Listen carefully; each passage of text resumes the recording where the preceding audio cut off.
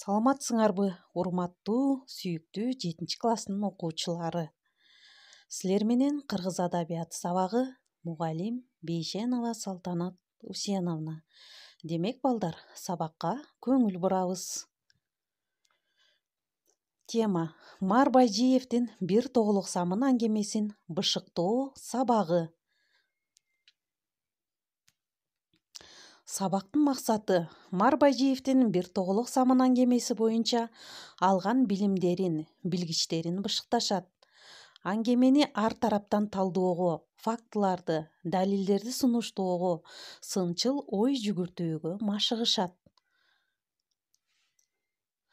Биринчи тапшырма: окуя кантип башталды? Экинчи: кайсыл мезгилде болгон окуя?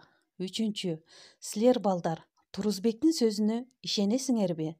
Чыгарманын эң башында Турузбектин өзүнүн сөзү бар. Мен атамды жек көрөм. Атам калпычы, атам киши өлтүргүч деген Турузбектин өзүнүн кайрылуу сөзү бар эле. Демек балдар, сөз ошол жөнүндө болуп жатат. Турузбектин сөзүнө ишендиңерби силер? Экинчи тапшырма: Зайра деген кыз ким эле? Турузбек экинчи чейректен кийин эмнеге окубай калды? Үйүндө суусу бар болсо да, эмне үчүн сууга барууга ашыга берет?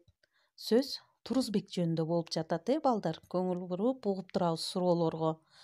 Демек, бул суроодо Турузбек эмне үчүн экинчи чейректен кийин окубай калды? Андан кийин үйүндө суусу бар болсо дагы эки чаканы көтөрүп алып, апасынан уруксат сурап, апа мен сууга барып келейинби, суу алып келейинби деп чаканы көтөрүп алып сууну көздөй ашыга берген жайы бар эле чыгармада. Демек ал бала эмне үчүн сууга барууга шашылат?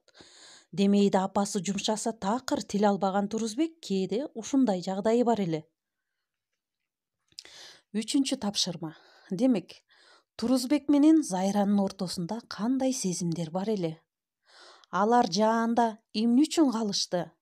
Үчүнчү: экөөнүн кимиси ооруп калат?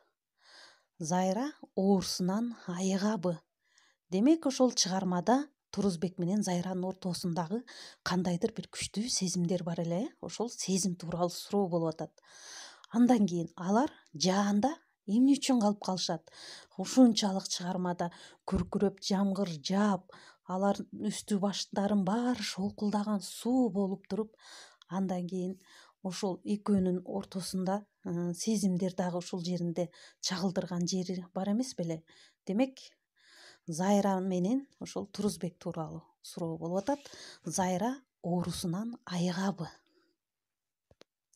Чыгарманын картасы. Демек балдар, эсиңерде барбы? Биз адабият сабагында чоң чыгармаларды, көлөмдүү чыгармаларды өткөндөн кийин сөзсүз түрдө жазуу иштерин жүргүзчүбүз. Чыгарманын айлампасын түзчүбүз, чыгарманын картасын түзчүбүз. Ал эми азыр силерге чыгарманын картасы берилген.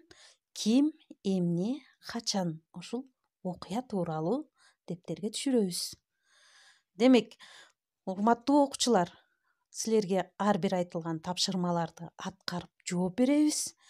Ар бирине жакшылап көңүл буруп, кайрадан угуп чыгабыз. Демек, көңүл бурганыңарга чоң рахмат.